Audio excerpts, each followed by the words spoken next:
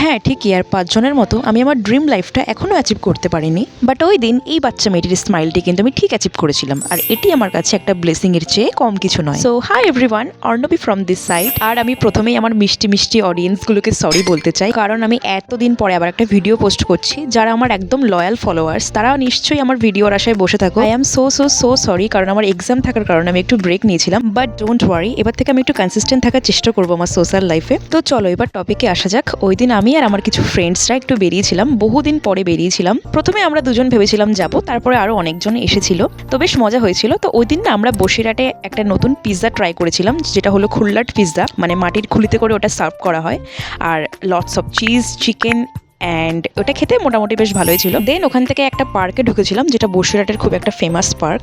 তো এই বাচ্চা মেয়েটির সাথে আমাদের দেখা হয়েছিল, অ্যান্ড ও আমাকে বলছিল যে একটু আইসক্রিম কিনে দেওয়ার জন্য। আমাকে সবাই বলছিল যে টাকা দেওয়ার জন্য, বাট আমি মনে করলাম যে আইসক্রিম কিনে দেওয়াটাই বেটার হবে। তারপর তো ওর কথা মতো দিদির জন্য একটা আইসক্রিম কিনে দিয়েছিলাম। তারপরে ওর স্মাইলটা দেখছো, বেসিক্যালি ওই মেয়েটির একটি দিদি ছাড়া আর কেউ নেই, পাড়ার লোকরা ওদেরকে হেল্প করে।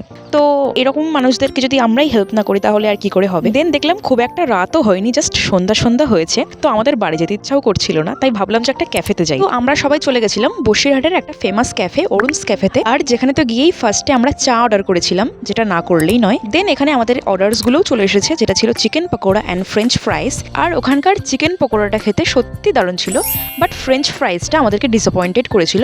ওটার ভিতরে যে কি একটা কমতি ছিল আমরা নিজেরাও বুঝতে পারিনি খেয়ে। দেন ওখান থেকে চলে আসার সময় আমরা সবাই মিলে অরুণ আইসক্রিম খেয়েছিলাম, যেটা আমার খুব ভালো লাগে খেতে। দেন বাড়ি আসার পথে গেছিলাম ক্রিমসে।